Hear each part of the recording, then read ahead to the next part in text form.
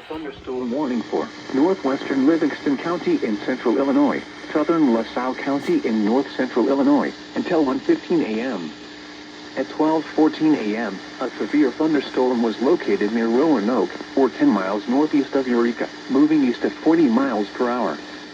Hazard, 60 miles per hour wind gusts and quarter-size hail. Source, radar indicated.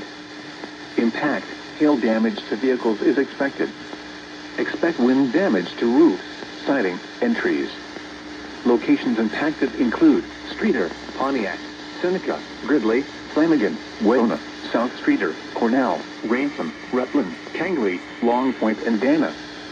Including the following interstate: Interstate 55 between mile markers 188 and 204.